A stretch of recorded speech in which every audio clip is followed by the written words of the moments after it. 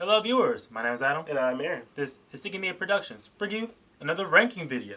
Yeah, we're coming back to Marvel, and there's been a lot of movies, and a lot of shows that came out. Yes, we're factoring shows this time around because Phase 4 began a new phase in production format for the Marvel Cinematic Universe. That is true. And now a lot of the content is mainly being produced in-house.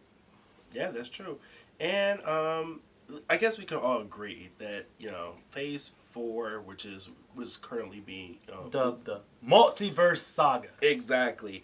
There have been a lot of there have been some hits, and then there has unfortunately been a lot of misses. I feel as though, to make a long story short, if there was a studio that was hit the hardest due to the pandemic of COVID-19, that's so glaringly obvious on a visual standpoint, and also through almost every production that they have put forth, both either on the silver screen or in the small one, it's been the MCU. Exactly. And you basically do see a lot of the result of that. But let's not dwell too much on that. Let's go straight into the list.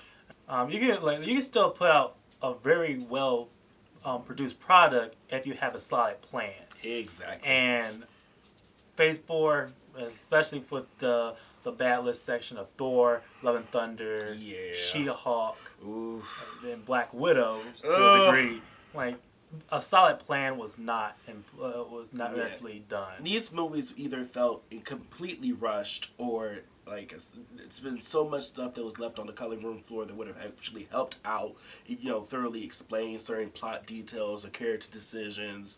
But right. I feel as though, like, when it comes right down to it, they just feel so undone. They don't feel finished. Like Black Widow was clearly a product. Too little, too late. Everybody wanted to see Budapest. Like Love and Thunder coming off the back of Ragnarok. Like we don't care. No. We still don't care about the Thor's corner of the MCU. But even this was the lowest low that even the MCU can go. And it makes no sense considering that they had incredible things to pull from the pages of Marvel. She-Hulk. This was actually the only real disappointment on our end. Yeah, considering that you had an outstanding actress in your main lead, there honestly should have been no excuse for why this particular outing in the MCU didn't land as well as it could have. The okay scenarios, mostly because we've listed these in the okays. Some will probably be lower or higher on the list, mainly because there are some elements that still worked. Yeah.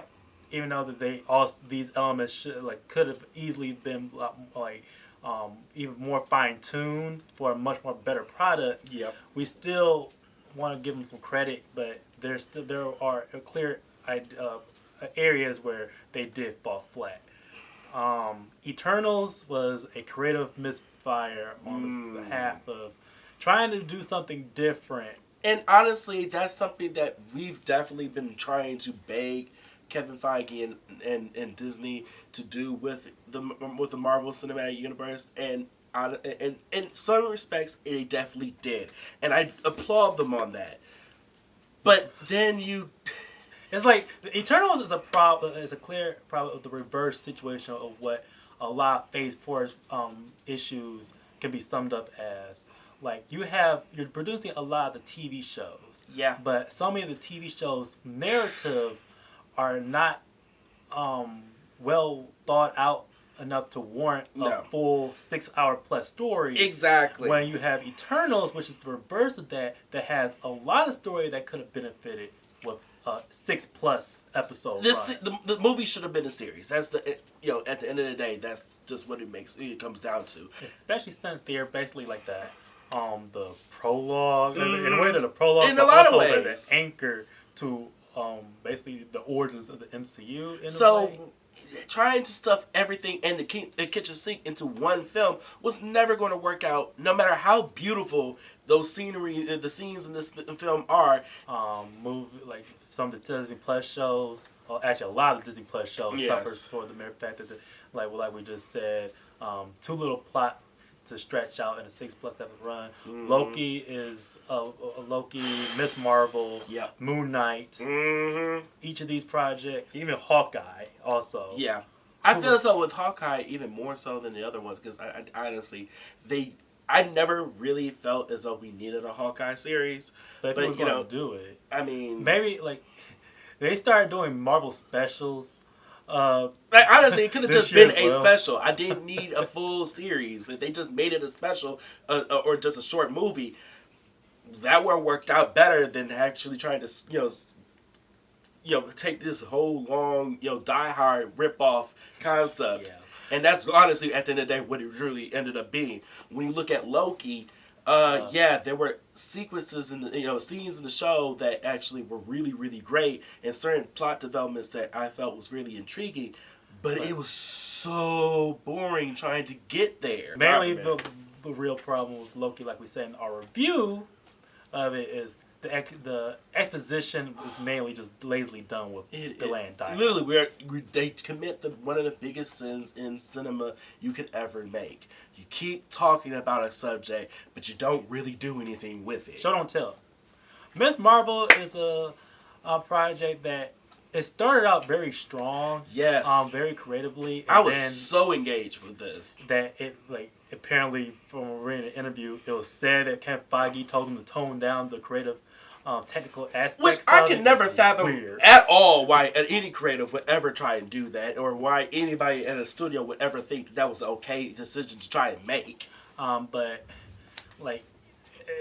the main criticism for Miss Marvel that we had that puts in an okay section is, despite it has telling a very good, very wholesome family story with some very real world historical intrigue to it, that was put a lot more focus on than the actual Marvel sci-fi elements that became basically the elements that would have actually brought in or at least kept the audience that you already had. You didn't focus nearly enough on, i.e. the superhero angle elements that would have been able to tie together all the real world applications you wanted to tie to it. And the corner of the MCU that you were developing within the show itself gets convoluted when you also sample some things that honestly should never have been attached to it. I.e., at this point, there's no going around it. It's been around for a minute. Adding in mutants into a series that honestly had nothing to do with mutants makes absolutely no sense and completely undercuts everything else you've already set up. Moon Knight, I feel like Moon Knight in the okay section is more controversial aspect because of how well received it was. Mm-hmm. Good to great performances don't necessarily equate to a well thought out story structure. Yeah. Like Moon Knight was also the first time where we really started seeing the cracks in the floor of how the production was being suffered because you had a lot of for a show with Moon Knight, there's very little of him. That makes no sense when the title character themselves only shows up in fragments in the series. Honestly, it's supposed to be tailored around them. Literally. And you can clearly see the cutting of the corners of basically the whole production design, from settings to VFX and also the action sequences, but also blatant world building. It's very choppy, and as I was saying, you can try and equate that to the choppiness nature of the character, the fractured narrative of the character of Moon Knight, but that could have easily been done better. We've seen that actually done better in another Marvel show that dealt with mental illness, Legion.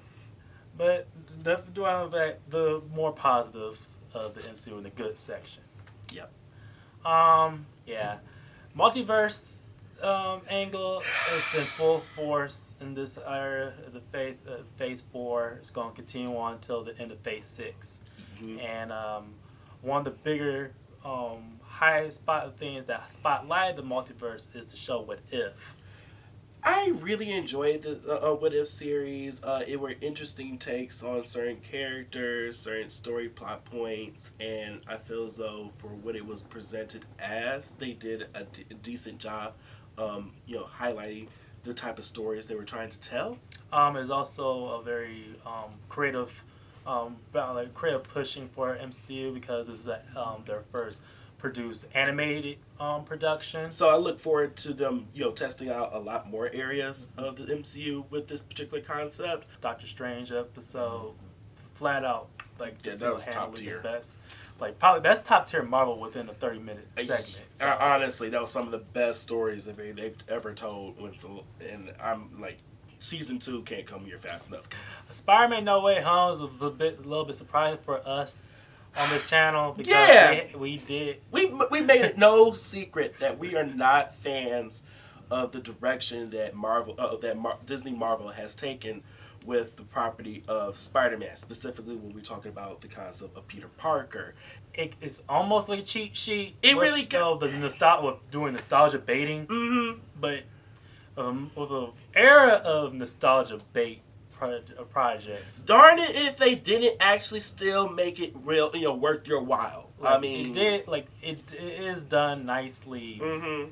on a narrative sense, but it's still handicapped because this was at the center of a lot of the production issues that's very present on the screen, and then we got follow up with the almost spirit or like the almost thematic sequel to it, Doctor Strange: Multiverse of Madness.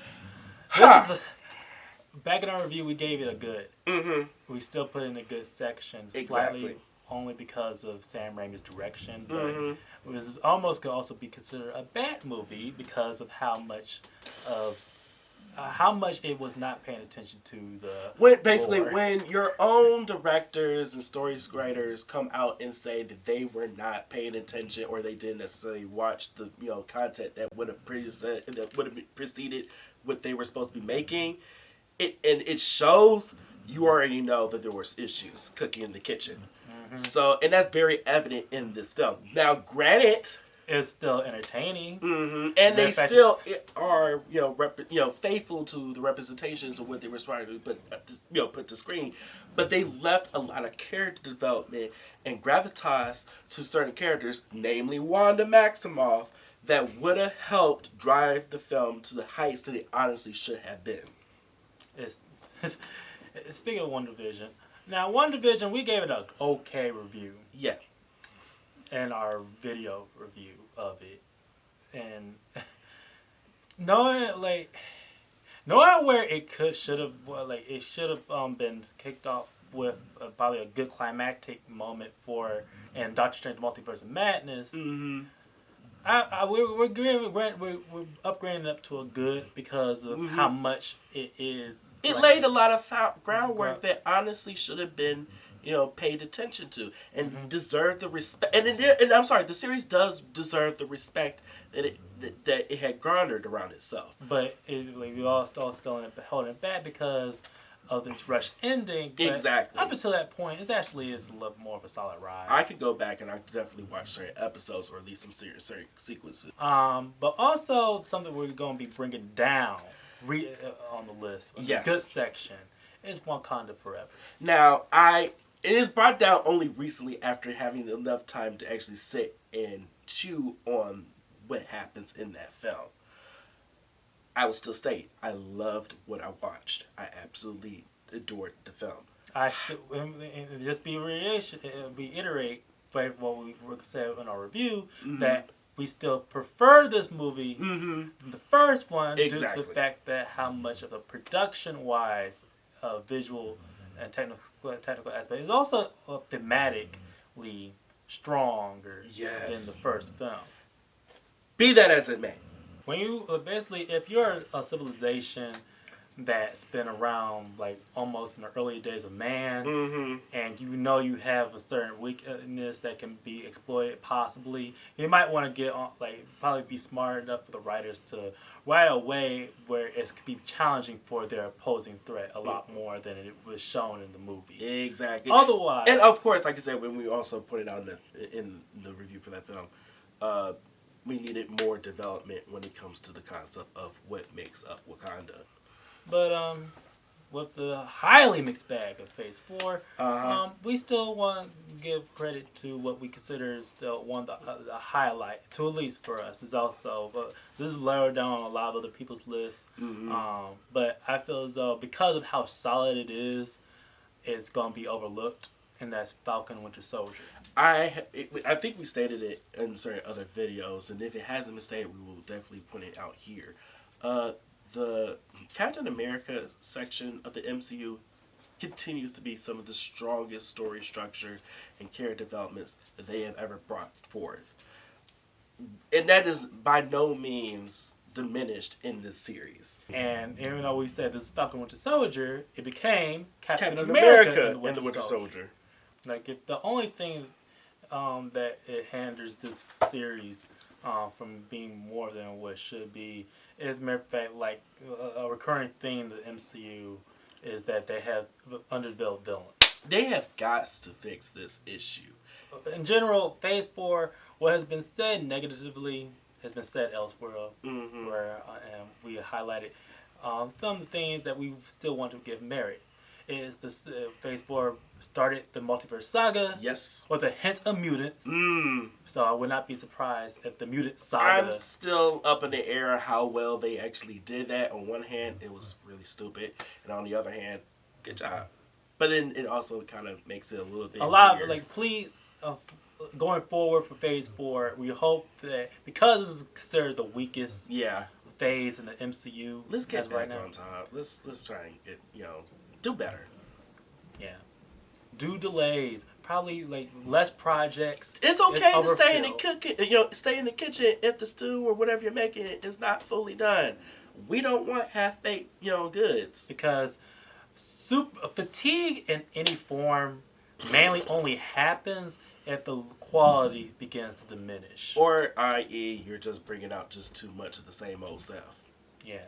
And that's still half-baked. But that's how we feel about Phase 4 of the Marvel Cinematic Universe. As always, please like, share, and subscribe, and hit that bell down there at the bottom for notifications, and we want to hear from you. How many of this series of the Marvel Cinematic Universe, specifically the television series and streaming shows, have you seen? And which ones were your favorites? Which ones did you feel was okay, or just like completely fell off the rails? Yeah. And also, stay tuned for other content, mainly on our social media outlets, so Twitter, Facebook, and Instagram, because there's so much things that we can do. And you can't do it all. All right. My name is Adam. And I'm Aaron. And this has been a Seeking Media production. See you later.